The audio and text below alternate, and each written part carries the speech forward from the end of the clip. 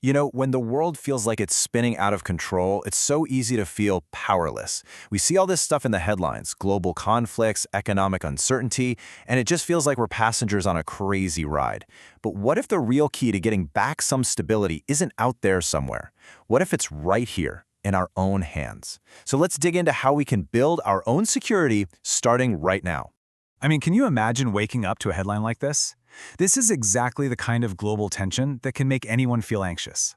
It's a massive reminder that these huge world-changing events can be kicked off by forces that are way, way beyond our control. This is that macro-level chaos we're talking about. And these things, man, they can escalate scarily fast.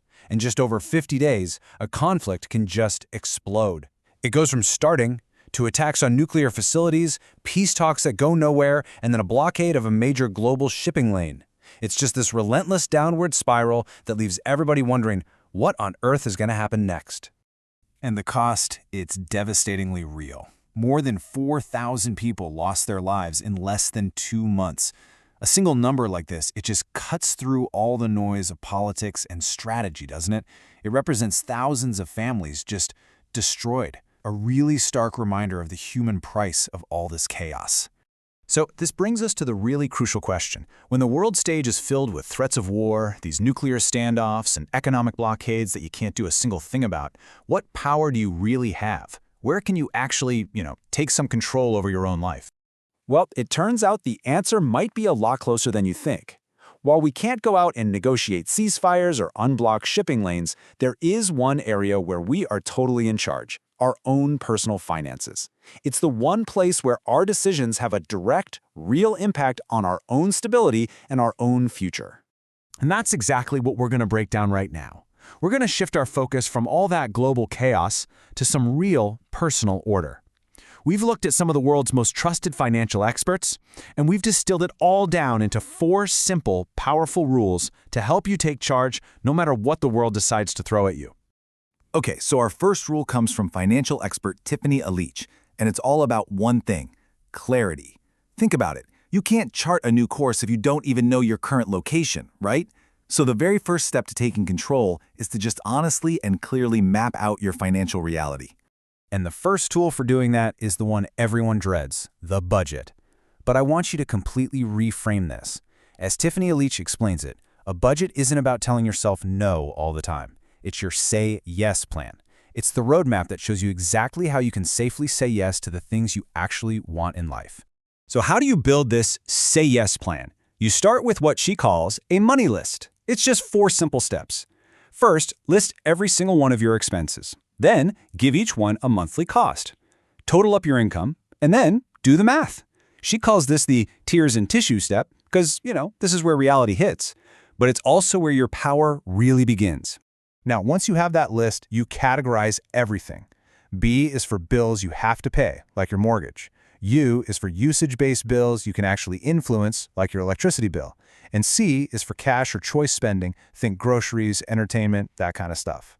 And this is genius, because it tells you right away if you have an earning problem where your essential bills are just too high, or a spending problem where your choices are eating up all your money. All right, so once you've mapped your reality, it's time for rule number 2. And this one comes from expert Ramit Sethi. This is all about simplifying everything into what he calls a conscious spending plan. Forget about 100 different categories. You only need to know 4 key numbers. These are the only 4 buckets you'll ever need: about 50 to 60% for your fixed costs, 5 to 10% for investments, another 5 to 10% for savings, and here, this is the game changer, a full 20 to 35% for guilt-free spending. See, this isn't about being restrictive. It's a plan that builds security while literally giving you permission to enjoy your life. And now for Rule 3, from the legendary author David Bach. Once you know your numbers, you need to build your financial fortress. And you don't do it with some big, grand gesture.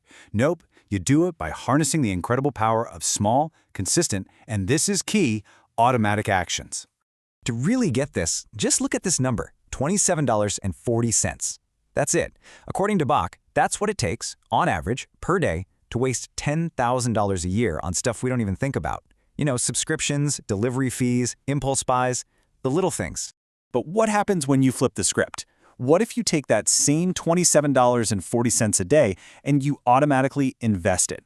With average market returns over 40 years, it could grow to, wait for it, over 4.4 times $1 million. That is the insane power of compound interest.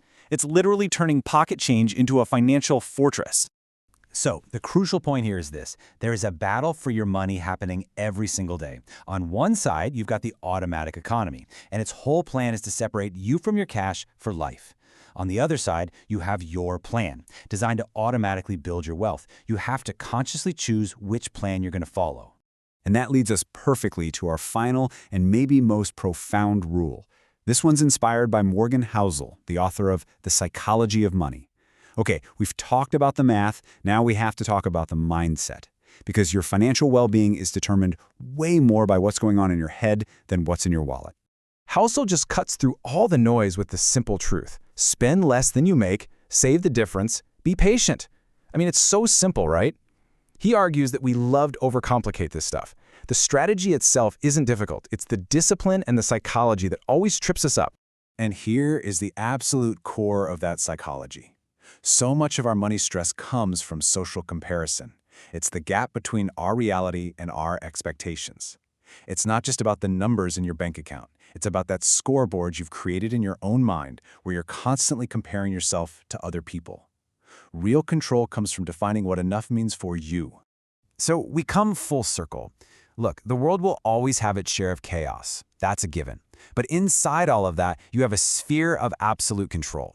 These 4 rules we just covered, they aren't just about money, they're a roadmap to taking back your power. So the final question is pretty simple. Are you going to let the chaos of the world dictate your life, or are you going to choose to be the one in control?